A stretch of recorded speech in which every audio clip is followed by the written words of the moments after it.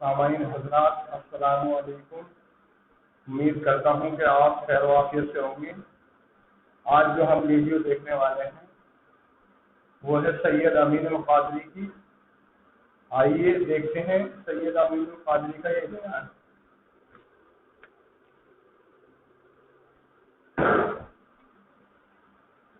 اس video کو like کریں، ہمارے چینل کو سبسکرائب کر بیل آئیکن ضرور پریس کریں ہماری لیٹسٹ ویڈیو سب سے پہلے دیکھنے کے لیے۔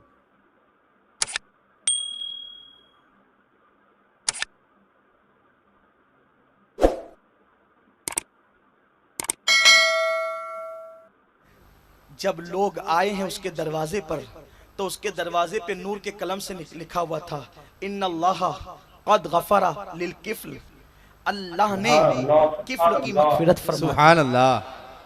کفل اللہ کے ڈر سے ایک گناہ اس نے چھوڑا، اللہ نے سارے گناہ بخش دیے۔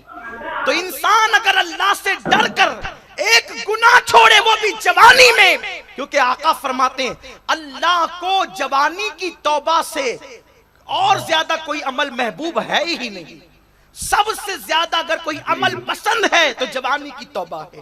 تو یہ گفتگو سمیٹتا ہوں، دل سے خیال نکال دو کہ ہم جوانی میں گناہ سے نہیں بچ سکتے۔ امام یافعی فرماتے ہیں کہ وہ جو بزرگ تھے مسک، جن کو کہا جاتا مسکی یعنی مشک والے، تو وہ ان کا نام یہ کیسے پڑا؟ فرماتے ہیں کہ وہ ایک کپڑے کی دکان پر کام کرتے تھے، بڑے حسین و جمیل اور خوبصورت تھے، کپڑے کی دکان پہ کام کرتے تھے۔ ایک بڑیا آئی اور اس نے کہا کہ میری مالکہ کو، شہزادی کو کپڑے کچھ خریدنے ہیں۔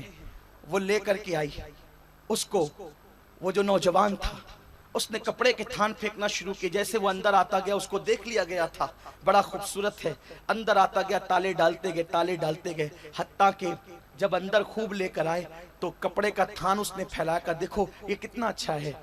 تو لڑکی نے جواب دیا اس سے اچھا تو ہے۔ اس کے پیروں کے نیچے سے زمین کھسک گئی، میں تو کپڑا بیچنے آیا تھا اور یہ کس چیز کا مطالبہ کر رہی ہے؟ آخرکار اس نے کہا کہ اللہ سے ڈر، تو کیا بات کرتی ہے؟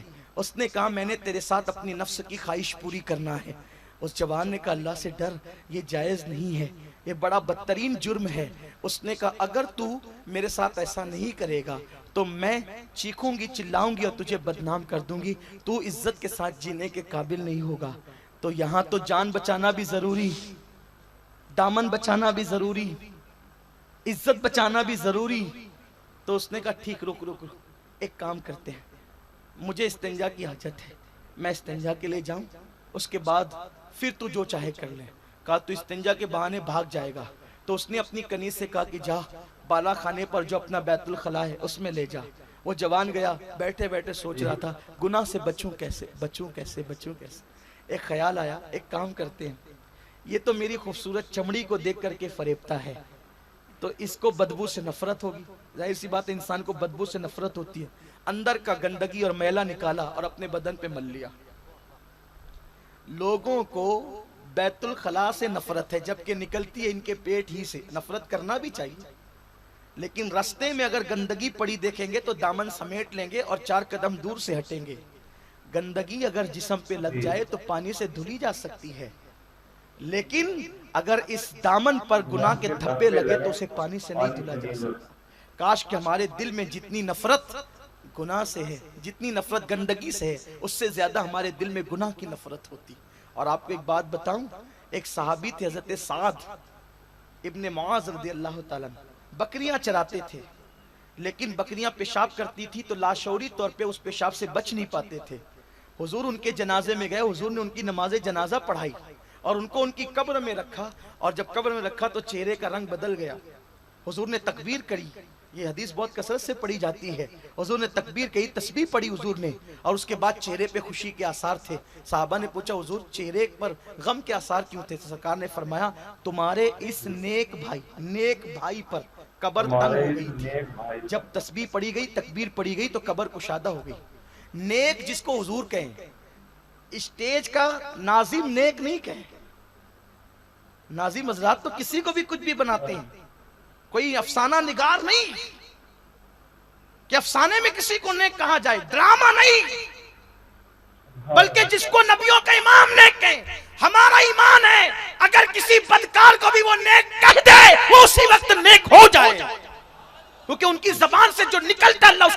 فرما دیتا ہے. تو فرمایا تمہارے نیک بھائی پر قبر تنگ ہو گئی تھی اور سو تسبیح و تکبیر پڑی گئی تو قبر کشادہ ہو گئی. تو کہا قبر کیوں تنگ ہوئی تھی؟ تو فرمایا کہ وہ پیشاب کے چھینٹوں سے، یعنی جو بکریاں پیشاب کرتی تھی، بکریوں کے پیشاب کے چھینٹوں سے نہیں بچتا تھا، اس لیے قبر تنگ ہو گئی تھی. صحابی اگر لاشعوری طور پر بکری کے پیشاب کے چھینٹے سے نہ بچے تو تعلیم امت کے لیے حضور بیان کر رہے ہیں کہ ان کی قبر تنگ ہو گئی. تو ہم تو گناہوں سے بھی نہیں بچتے، ہم تو زنا کے اڈوں سے بھی نہیں بچتے، ہم تو شراب کے اڈوں سے بھی نہیں بچتے. ہمیں کیا ہو گیا ہے کہ ہم جنت کا سرٹیفکیٹ لے کر آئیں، جنت کی سندیں لے کر آئے ہیں. اس دن کو یاد کرو جس دن اللہ تم سے تمہاری جوانی کے بارے میں سوال کرے گا، اور تم اپنی راتوں کی داستان جب اپنے ماں باپ کو نہیں بتا سکتے تو اللہ کے سامنے اپنی راتوں کی داستان کیا بتا سکو گے؟ اس لیے اپنی جوانی کی حفاظت کرو، اور اس کے لیے بہترین ہمارے پاس پلیٹ فارم موجود ہے.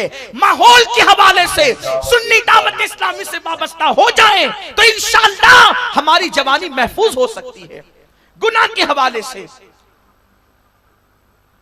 اس نوجوان نے گندگی کو اپنے بدن پہ ملا، اور ملنے کے بعد باہر آیا تو چونکہ گندگی تھی اس نے چلانا شروع کیا، پاگل پاگل پاگل، اور اس کو نکال دیا گیا. وہ چلے گئے تو گھر جا کے غسل کیا. غسل کرنے کے بعد 2 رکعت شکرانے کی نماز پڑھے. اللہ تیرا شکر ہے تو نے کتنے بڑے گناہ سے بچا لیا. جو گندگی ملی تھی وہ تو صاف ہو گئی، لیکن سنو، جب وہ شکر کرتے ہوئے دیوار سے ٹیک لگا کر آنکھیں بند ہوئی تو خواب میں کیا دیکھا؟ ایک بہت حسین و جمیل بزرگ موجود ہے، اور انہوں نے آ کر ان کو سلام کیا. تو انہوں نے کہا بزرگ آپ کتنے خوبصورت ہیں، کون ہیں آپ؟ تو آپ نے فرمایا میں یوسف ہوں، یعقوب علیہ السلام کا بیٹا، یوسف صدیق. تو فوراً اس جوان نے کہا آپ کا واقعہ کتنا عجیب ہے، قرآن میں ایک زلیخا نے آپ کو گناہ کی دعوت دی اور آپ کیسے بچے؟ کتنا عجیب ہے آپ کا واقعہ، اور کتنا عجیب ہے. اللہ اکبر. یوسف حسین ہے اور ان کے قصے کو قرآن نے احسن القصص کہا ہے. کتنا حسین واقعہ ہے یہ. بلکہ زلیخا نے تو 7 دروازوں میں تالے بند کر دیے تھے. جناب یوسف بھاگے تو زلیخا سوچ رہی تھی زلیخا کہ میں تو تالے بند کر رکھے، وہ بھی شاہی تالے لگا رکھے ہیں، یہ بھاگ کے جائے گا کہاں؟ لیکن لوگوں نے جو ہے وہ آج یہ تاریخ بھی لوگوں کے سامنے موجود ہے. زلیخا نے اپنی آنکھوں سے دیکھا حضرت یوسف صدیق جیسے پہلے دروازے پہ گئے تالا خود بخود ٹوٹ کر کے گر گیا، دروازہ کھل گیا. دوسرے پہ گئے ٹوٹ کے گرا، دروازہ کھل گیا. زندگی یوسف بتا رہی ہے گناہ سے بچنا چاہو گے تو اللہ تمہارے لیے تالے بھی توڑ دے گا، دروازے کھول دے گا، کیونکہ اللہ کا فرمان ہے. اللہ فرماتا ہے کہ جو اللہ کی راہ میں کوشش کرتے ہیں والذین جاہدوا فینا لنہدینہم سبلنا، کہ جو اللہ کی راہ میں کوشش کرتے ہیں اللہ ان کے لیے راستہ نہیں راستے پیدا کرتا ہے. ایک راستہ نہیں راستے پیدا کر دیتا ہے. تو جناب یوسف علیہ السلام سے اس نے کہا آپ کا واقعہ کتنا عجیب ہے، آپ کیسے گناہ سے بچے؟ آپ نے جواب دیا میں تو نبی ہوں، میرا واقعہ تو عجیب ہے لیکن زیادہ عجیب تیرا واقعہ ہے کہ تو غیر معصوم ہو کر گناہ سے بچا ہے. مجھے میرے اللہ نے حکم دیا کہ تو نے گناہ سے بچنے کے لیے اپنے بدن پر گندگی ملی تو میرے قریب آ، میں اپنا ہاتھ تیرے بدن پہ مل کر تجھے جو ہے وہ معطر کر دوں. جناب یوسف نے ان کے بدن پہ ہاتھ پھیرا. جب وہ خواب سے اٹھے تو ان کا گھر بھی مہک رہا تھا اور ان کا جسم بھی مہک رہا تھا. 1-2 دن نہیں، 1-2 ہفتے نہیں، 1-2 مہینے نہیں، ساری زندگی بدن مہکتا رہا. انتقال ہوا تو جسم مہکا، کفن مہکا، قبر میں رکھ دیے گئے تو قبر بھی مہکی. جو گناہوں سے بچ کر یوں جوانی گزارتے ہیں اللہ ان کو یہ مرتبے عطا فرماتا ہے. کاش کہ اللہ ہماری جوانی کو بھی پاکیزہ کر دے، ہماری نگاہوں میں بھی حیا عطا کر دے، ہمارے دلوں کو بھی تقدس عطا کر دے.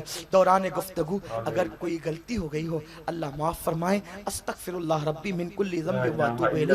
لا الہ الا اللہ محمد الرسول اللہ صلی اللہ علیہ وسلم وما علینا الا البلاغ.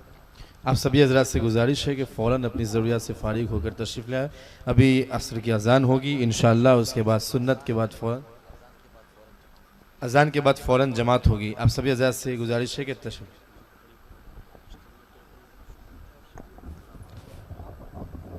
سنت ادا کرنے کے بعد جماعت ہوگی.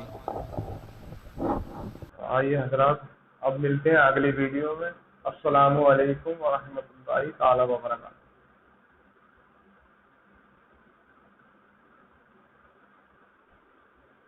ارے بھیا ڈبل ڈبل پھیری کر یار، چالو ہو گئی پھر